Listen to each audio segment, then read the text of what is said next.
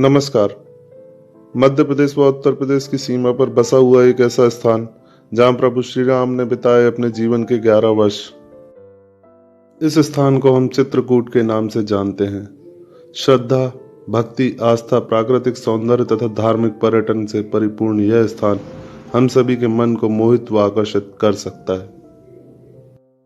हिंदुओं के सबसे पवित्र व प्राचीन धामों में से माने जाने वाला स्थान है चित्रकूट, जहां पहुंचने पर हम प्रभु श्री राम के इस भक्ति सागर में समाहित से होते जाते हैं। चित्रकूट की पग पग भूमि भगवान श्री राम के ओज से परिपूर्ण मानी जाती है तथा इस स्थान पर हमको प्रभु श्री राम, माता जानकी व लक्ष्मण जी के प्राचीन चरण चिन्ह आज भी विद्यमान हैं, जिन्हें हम यहाँ पर देख पाते हैं। साथ ही साथ हमें ऐसे स्थान भी दिखाई देते हैं जो हमें न केवल आश्चर्यचकित अपितु अचंभित भी कर सकते हैं, जिसमें हनुमान धारा व गुप्त गोदावरी का नाम लिया जा सकता है। चलिए दोस्तों, शुरू करते हैं अपनी यात्रा भगवान श्री राम की इस पावन भूमि चित्रकूट के लिए।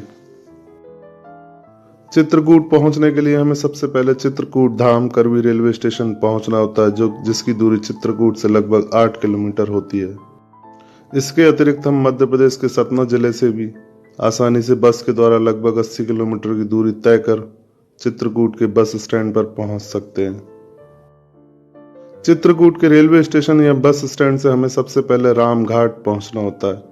चित्रकूट का हृदय स्थल या केंद्रीय स्थल के रूप में जाने जाने वाला स्थान है रामघाट। रामघाट से ही हमारी चित्रकूट की संपूर्ण यात्रा का ब्यौरा तैयार होता है तथा इसी स्थान पर हमको ठहरने तथा भोजन इत्यादि की उत्तम सुविधाएं प्राप्त हो पाती हैं। रामघाट पर हमको ठहरने के लिए होटल 500 से 1000 रुपए में, तो भोजन 60 से 100 रुपए में आसानी से उपलब्ध हो जाता है। साथ ही साथ यहाँ पर ठहरने के लिए कई धर्मशालाएं व आश्रम भी उपलब्ध हो जाती हैं।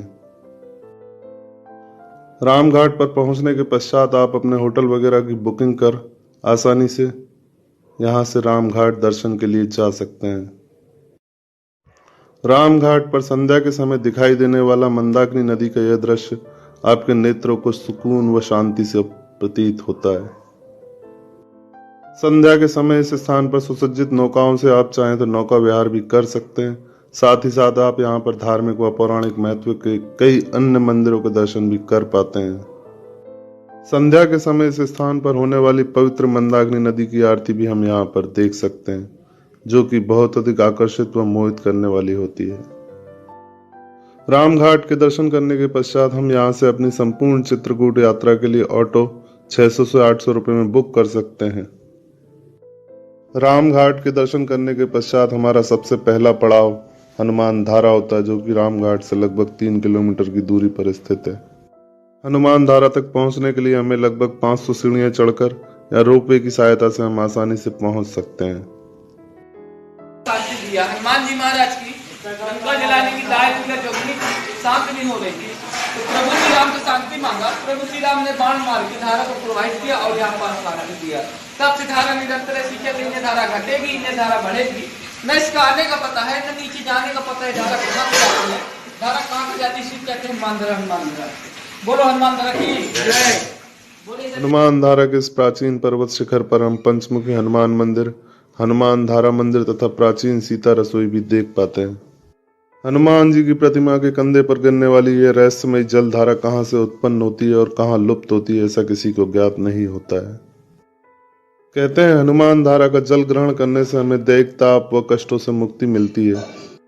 हनुमान धारा के इस प्राचीन मंदिर के दर्शन करने के पश्चात हम पर्वत के शिखर पर पहुंचकर प्राचीन सीता रसोई के दर्शन करते हैं।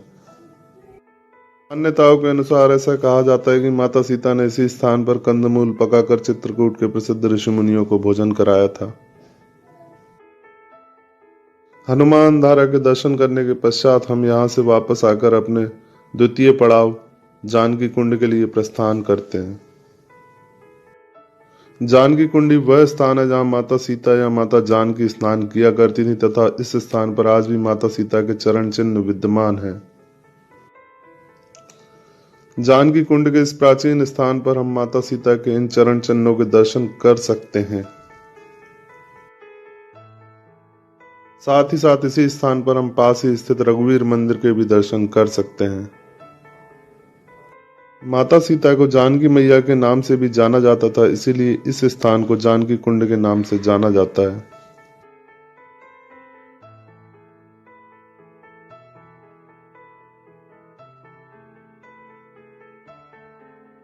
जानकी कुंड के दर्शन करने के पश्चात हमारा अगला पड़ाव स्फटिक शिला होता है। स्फटिक शिला वह स्थान है जहां प्रभु श्री राम माता जानकी या सीता मैया के साथ शिला पर बैठकर चित्रकूट की इस अद्भुत सुंदरता को निहारा करा करते थे।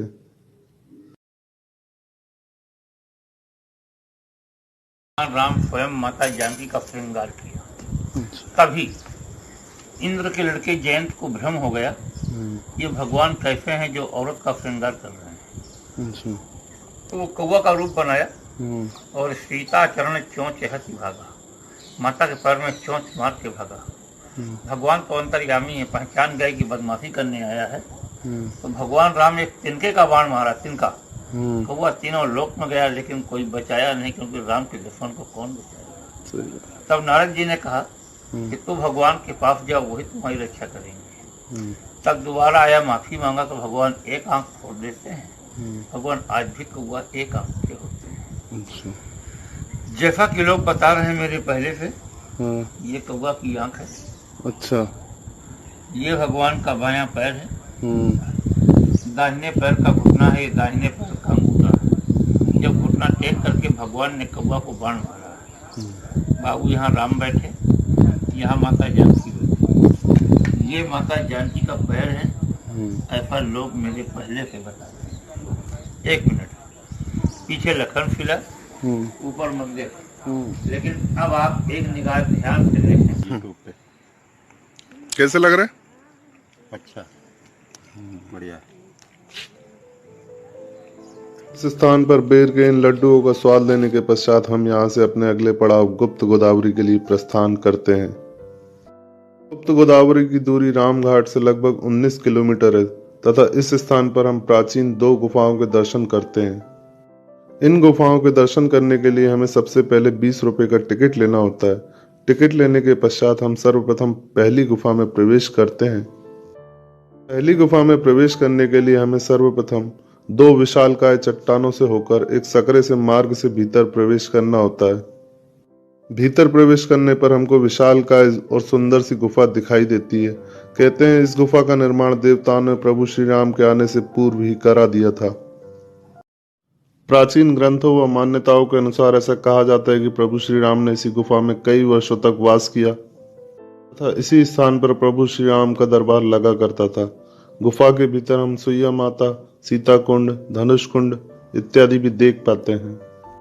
कहते हैं इसी स्थान पर गोदावरी मैया गुप्त रूप से प्रभु श्री राम के दर्शन के लिए प्रकट हुई थी तथा यहाँ पर माता सीता स्नान किया करती थी। इसी गुफा के भीतर हम खटखटा चोर रूपी राक्षस को पत्थर के स्वरूप में लटका हुआ भी देख पाते हैं, जो कि कहते हैं कि आज भी भगवान के बाल स्वरूप बाण से आज भी लटका हुआ है।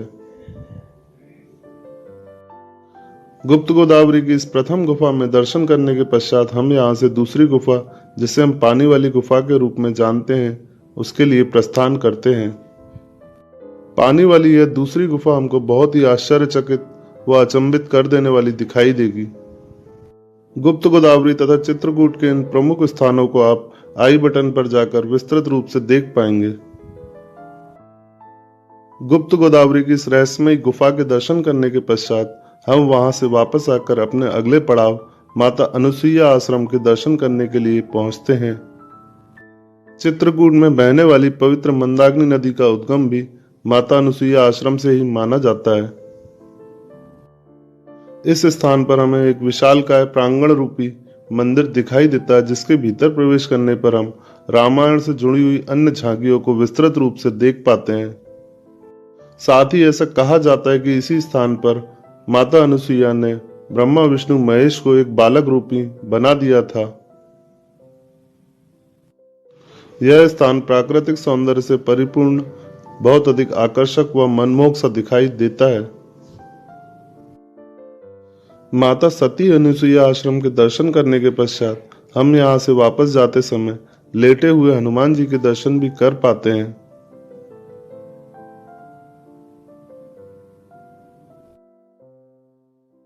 सती अनुसुईया आश्रम के दर्शन करने के पश्चात हम यहाँ से वापस रामघाट जाते समय रास्ते में पड़ने वाले राम दर्शन म्यूजियम के भी दर्शन कर पाएंगे।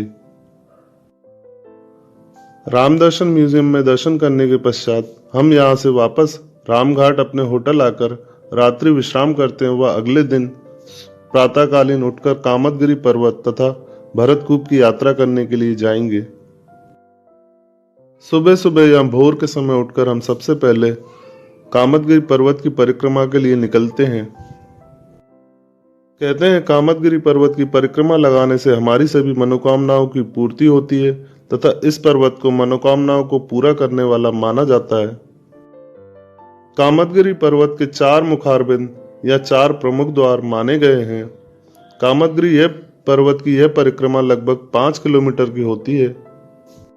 इस 5 किलोमीटर की परिक्रमा में हमको धार्मिक महत्व कई अन्य मंदिर दिखाई देते हैं। साथ ही साथ इस परिक्रमा के दौरान हम लक्ष्मण पहाड़ी के भी दर्शन कर पाते हैं।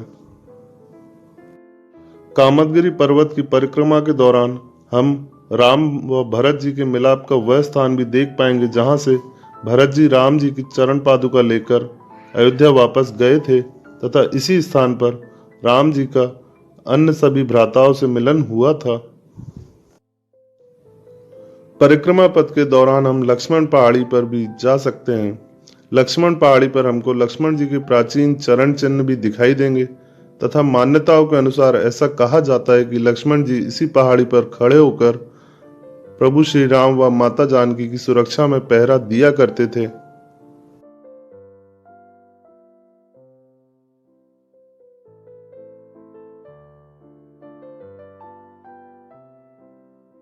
इस स्थान पर हमको लक्ष्मण जी के इस प्राचीन मंदिर के भी दर्शन होते हैं। साथ ही साथ हमको यहाँ पर एक प्राचीन कुआं भी दिखाई देता है।